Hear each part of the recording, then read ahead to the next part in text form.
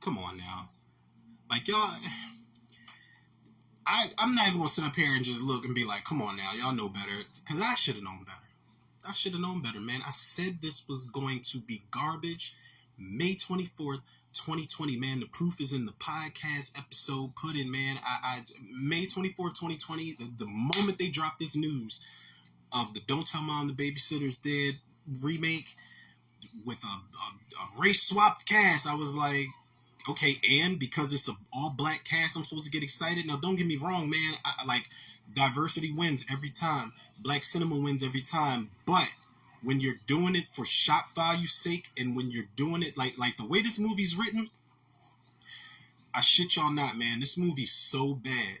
This movie's so unnecessary. This shit might have set us back a couple years because I feel like black cinema, I was just praising blaxploitation horror, modern blaxploitation horror after I saw Them the Scare.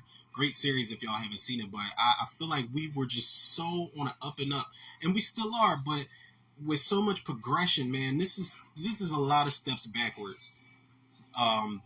Thank God this didn't come out in the theaters. I don't know if it might have. I don't know if it got a limited release or whatever, but it is on like BET Plus or some shit. That was the red flag right there.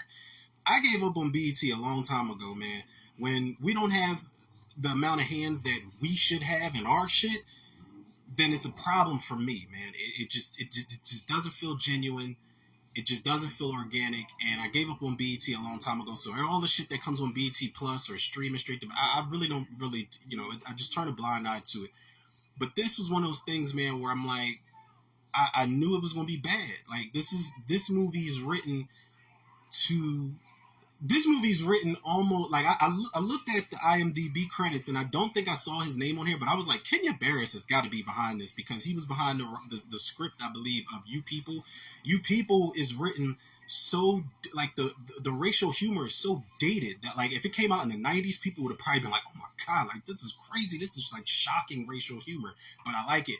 Nah, man, we've seen racial humor done a lot smarter on paper and on screen than this, man. This is like the moment this movie starts, man. They're in it kind of starts off like the old one does when the main character, the chick from Bel Air, is in the store with her friends. She's in the store with her gay friend, her gay male friend, and her straight black friend.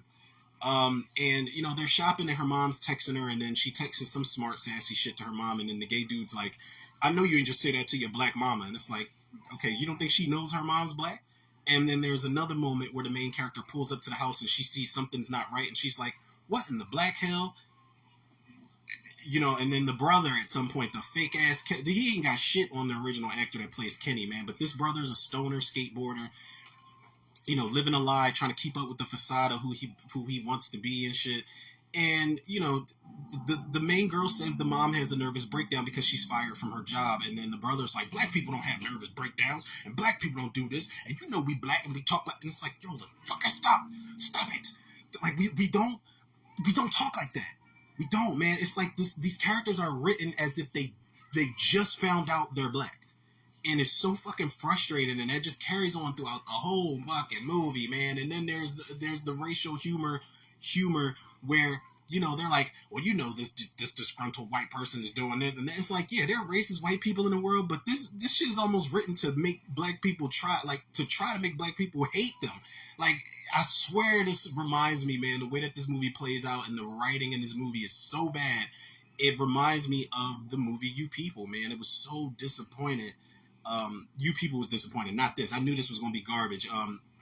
Fucking spoiler alert, man. Danielle Harris pops up in a cameo. We know she was the sister in the original movie. She was the younger sister. Joanna Cassidy, I'm right on top of that road. She pops up at the end of the movie. We know she was in the original. They even fucking recreate that line. And Nicole Richie, took me a while to realize it was Nicole Richie. Nicole Richie pops up as the new boss.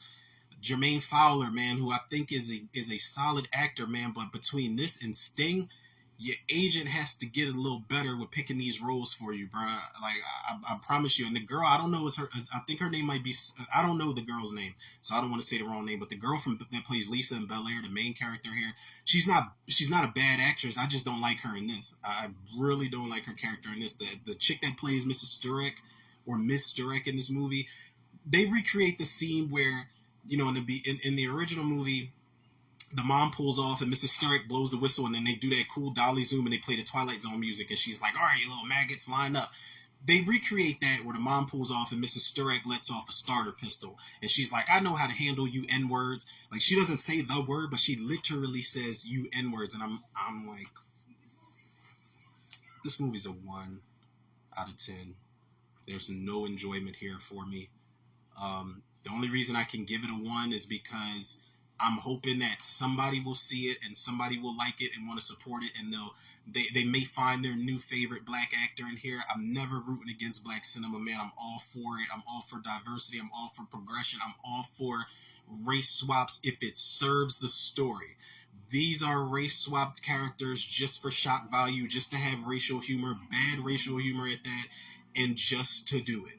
There's nothing improved on in the original here except making it modern day. They've even got the audacity to sample the music, that constant music that pops up every once in a while, at the end, in the middle, in the beginning. They sample it at the end credits. You know, there's lines recreated here. Like I said, there's cameos. There's a scene where the older sister comes into the living room and turns the TV off. The kids are watching the original Don't Tell Mom the Babysitter's Dead. Joanna Cassidy's on the screen.